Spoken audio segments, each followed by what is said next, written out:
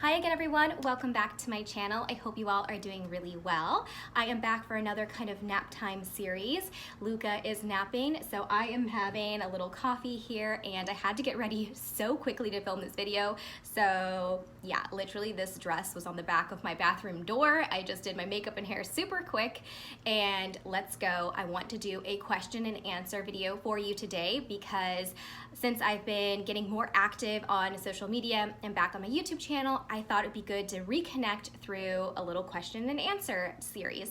And I picked these questions off of another video where I had asked for people to leave me questions. So if you have new questions, just leave them down in the comment section and I will get to those in my next video. So have a little coffee here. I also have my questions right here in front of me, so if I look away from you, I'm looking at the questions. So the first question I have is, how old is Luna? If you are new to my channel, we have a house rabbit named Luna, and she is just like our OG love of our life. And Luna is actually turning 7 in 2 days. On November 2nd, that's her birthday, so she will be 7 years old. And I actually have to take her to the vet for her yearly checkup.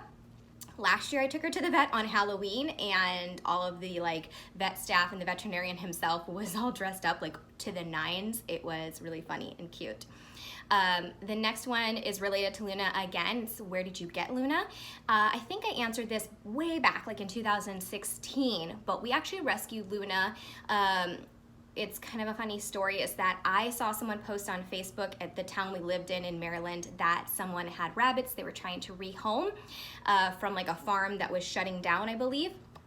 And I told my husband, I was like, oh, we should get a rabbit, we need a pet, but our place was too small for a dog. So my husband was like, no, we don't need one. But in the back of his mind, he reached out to that person and asked if Luna was, or that rabbit was available. And then he surprised me with her on January 31st, I think it was. It was the day before I was going to get a root canal, so it was kind of funny. But yeah, so we rescued her from a farm, long story short. The next one is not related to Luna, but is definitely a question I get asked all the time, and that is, are you planning to have more children? This is such a tricky question. So I'm still a little bit undecided, if I can be honest with you. A lot of people are like, yes, absolutely. I don't know, I'm a very pragmatic person, I guess, and I am planning, and I'm just not quite sure. I want to reevaluate it whenever Luca is 18 months. I feel like that would be more comfortable for me to reevaluate it then and go from there. But that being said, if I found out tomorrow I was pregnant, I would not be I would not be super upset. I would still get excited about it. It's just, I'm just still undecided, and I think that's okay. I think there's a lot of pressure on women to have more than one kid, or even on partners to have more than one child, and people have literally said to us, you can't just have one. And there's all these reasons they give why you just can't have one child, and that's really weird to me because it's what do you mean you can't just bring one human into this world? So I guess I just don't like the pressure of it. I want to kind of see how I feel naturally in a few more months. So that's a hot topic. So to be continued. The next question I have here is, what is your favorite go-to beauty product? Your absolute must-have holy grail product? Oh, this is a very hard question, and I've thought about it a lot. I would have to say SPF sunscreen. Since I live in Miami, I cannot go any day without putting SPF on my face and sometimes body if my body is exposed. I feel like that's your number one anti-aging super product that is not super glamorous, but it's very necessary. So I cannot go, if you had me on a deserted island, leave me with a lot of SPF. Thank you, please and thank you. Another question that I got that was related to that is, what is your go-to style or fashion piece, item you can't live without? And I would have to say chiffon tops. I mean, I just love chiffon tops. I love chiffon dresses. I just feel like it's such a easy thing to style. You can dress it up, you can dress it down.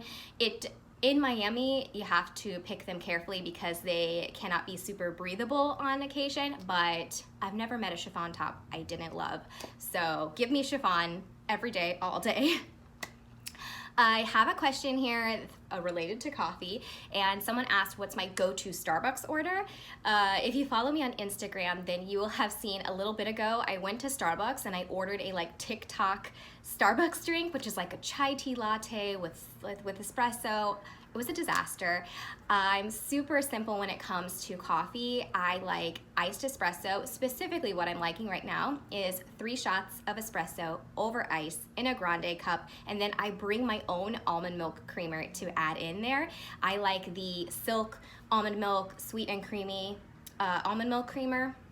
I go through phases with that one, or with creamer in general. I'll like get stuck on one for months and then I just can't stand it anymore. I do also love a classic like 1 packet of stevia or like a few drops of stevia and some plain almond milk with my espresso.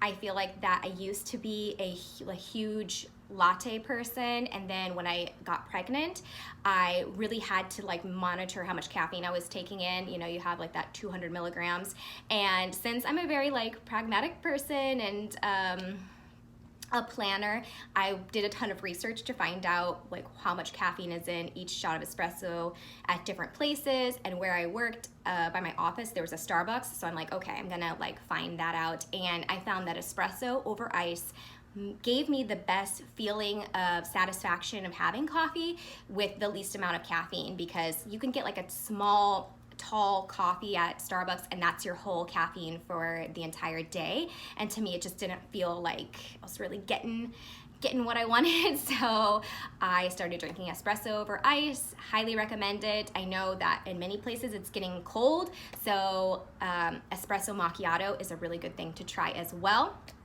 So yeah, that's my Starbucks order.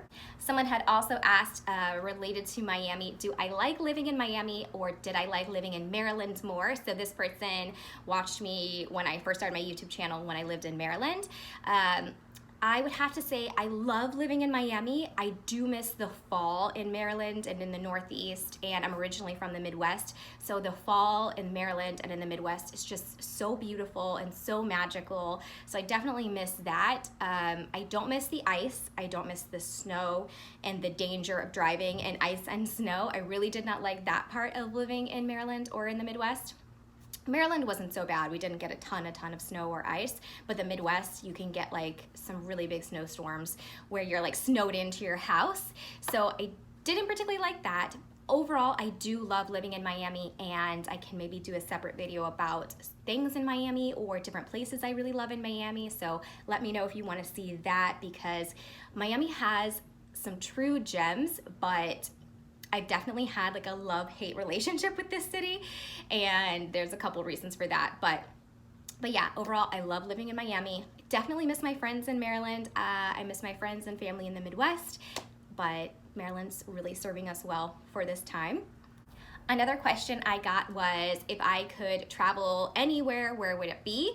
This was left pre-COVID. This was on a video that I did that was pre the pandemic and all of that. So once everything settles down and it is safe enough to travel, I really want to like plan a trip to Asia. My husband and I did like a 6-week trip to Europe like 5 years ago. I can't believe it's been that long. But when we were on that trip, we said we really wanted to plan a trip to Asia and to, you know, visit all of the Asian countries. So I don't know if we could do 6 weeks, but definitely a few weeks, maybe 2 weeks.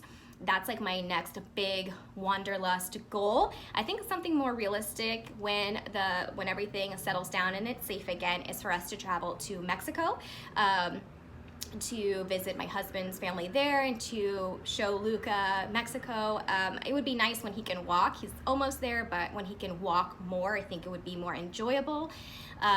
So those are on my list. In terms of like domestically, I really want to get back out to the West, to California, maybe Washington, like all on that side. It's just such beautiful landscape there. Really love Oregon. And I want to discover some of the states that I've never been to, kind of like Utah, the Dakotas, go to Mount Rushmore, and see places like that. I love to travel, so I'll literally travel anywhere. I am totally one of those people that there used to be this show that they would come up to you and say, do you want to go on a trip? And you have 1 hour to pack, and they don't tell you where you're going. I would do that. I don't care where it is, I will go, because I just love to explore, love to see new cultures, so take me anywhere. I will go anywhere. The last question I'll answer is someone asked, how did we come up with Luca's name, or how did we choose Luca for a name? And we actually had a couple names in the running. I won't say which because I don't know if we would use them in the future. TBD again, but Luca actually means bright and shining, and I just love that. I love the way that Luca sounds, and actually my family heritage is Welsh, and so the Welsh spelling of Luke would be L-U-C, and then in Spanish the spelling would be L-U-C-A, so I feel like that we're able to mix both cultures by choosing Luca. It's easy to say in almost every language. It's very multicultural, which is our family, and we have, you know, our family speak English and Spanish, so we wanted something that everyone could pronounce. Even saying that, I've gotten a little bit of static from, you know, my mother-in-law about his name, but it's whatever. I love Luca, the person and the name. My husband loves it, and actually when we were in Portugal on our baby moon, we went into this antique, no, I won't say antique, I would say authentic, original embroidery shop, and we saw this bib that had Luca on it, and it was kind of like, oh my gosh, is this our sign? And yeah, we just were stuck on that name, and it just felt right. So if you're pregnant or you're thinking of names for a child, whenever the name just sounds right to you, then that's it. It's kind of like when you're, I don't know, buying a wedding dress, or you're meeting the person you're gonna marry. Everyone tells you, you'll just know, and that's so true. You just, when you hear it, when you think about it, it just clicks, and yeah, so I'm very happy with our choice.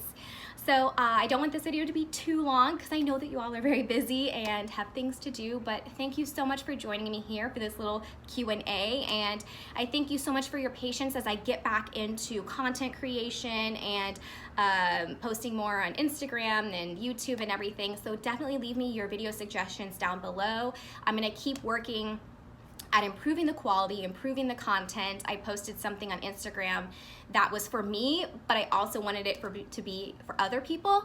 It said, like, you know, if you're worried that you're back at step 1, don't worry, because it's better than step none.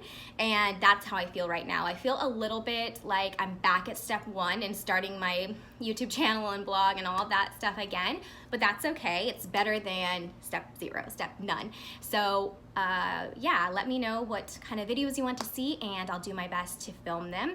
I hope everyone has a very safe Halloween, or had a very safe Halloween, and that your November starts off really well. I will see you again very soon in my next video. Bye.